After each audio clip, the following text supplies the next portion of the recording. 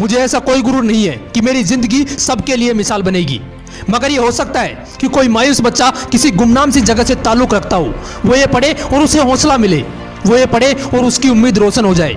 हो सकता है ये कुछ बच्चों को नाउम्मीदी से बाहर ले आए और जिसे वो मजबूरी समझते हैं वो उन्हें मजबूरी ना लगे। ये कुछ लाइनें लिखी थी भारत रत्न डॉक्टर एपीजे अब्दुल कलाम ने। दोस्तों, आज के इस वीडियो में मैं आपको कलाम साहब के वो किस्से सुनाने वाला हूं जिन्हें सुनकर आपके सोचने समझने का तरीका बदल जाएगा और आप अपने अंदर एक नई एनर्जी फील करोगे। So let's start the video. दोस्तों, आपको पता है कलाम साहब ने शादी क्यों नहीं की? इसका सिर्फ एक रीजन था और वो रीजन यह था कि कलाम साहब सबसे ज्यादा अपने काम से प्यार करते थे।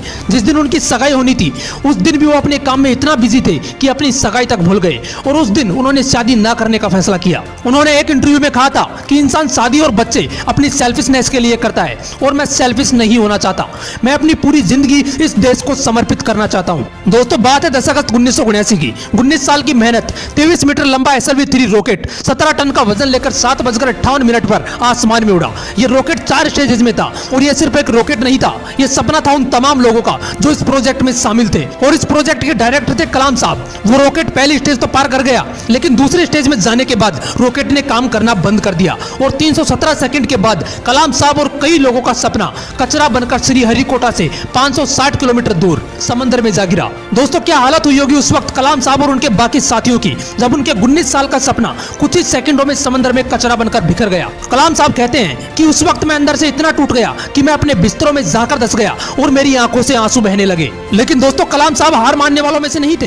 वो कहते थे कि पहाड़ की चोटी पर उतरने से पहाड़ पर चढ़ने का तजुर्बा नहीं मिलता, जिंदगी पहाड़ की चढ़ानों पर मिलती है, चोटी पर नहीं। कलाम साहब भी इसी तरह एक एक कदम आगे बढ़ाते रहे और दोस्तों, एक साल बाद 18 जुलाई 1980 सुबह 8:03 पर हिंदुस्तान का पहला सैटेलाइट रोहिणी अंतरिक्ष की ओर निकल पड़ा और अगले 2 मिनट के अंदर रोहिणी सैटेलाइट अंतरिक्ष में था। कलाम साहब ने लिखा है कि उन्होंने उस दिन अपनी जिंदगी के सबसे अहम अल्फाज अदा किए क्योंकि उस दिन उनके 20 साल की मेहनत अंतरिक्ष में थी। दोस्तों, उस दिन हमारा देश उन मुल्कों में शामिल हो गया जिनके पास खुद का सैटेलाइट लॉन्च करने की ताकत थी। ये सब हो पाया एक इंसान के मेहनत की बदौलत। दोस्तों, जब कलाम साहब को राष्ट्रपति चुना गया तो उनके स्वागत के लिए जोरों शोरों से तैयारियां की गई। राष्ट्रपति भवन को बहुत ही खूबसूरत तरीके से सजाया गया, लेकिन ये बहुत कम लोग जानते हैं कि जब कलाम साहब वहां पहुंचे तो वो सिर्फ 2 सूटकेस लेकर पहुंचे। एक सूटकेस में कुछ कपड़े थे और दूसरे में किताबें। इसे कहते हैं किताबों से प्यार। अगर इस वीडियो को कोई स्टूडेंट देख रहा है तो एक बात हमेशा ध्यान रखना कि जितना आप किताबों से प्यार करोगे ये किताब आपको उतना ही बड़ा बनाती चली जाएंगी। ये किताबें ही थी जिन्होंने कलाम साहब को इतना बड़ा बना दिया।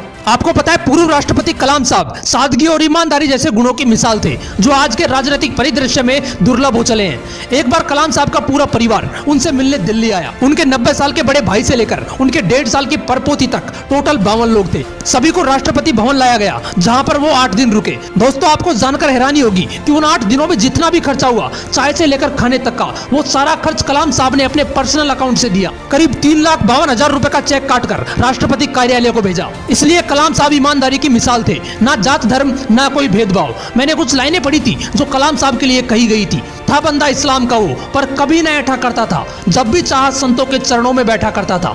दोस्तों, कलाम साहब ने कुछ बातें कही थी जो हर व्यक्ति को अपने जीवन में उतारनी चाहिए। उन्होंने कहा था कि कोई शख्स कितना भी छोटा क्यों ना हो, उसे हौसला नहीं छोड़ना चाहिए। मुश्किलें जिंदगी का हिस्सा हैं और तकलीफें कामयाबी की सच्चाइयां। खुदा ने यह वादा तो नहीं किया कि आसमान हमेशा नीला ही रहेगा, जिंदगी भर फूलों से भरी राहें मिलेंगी।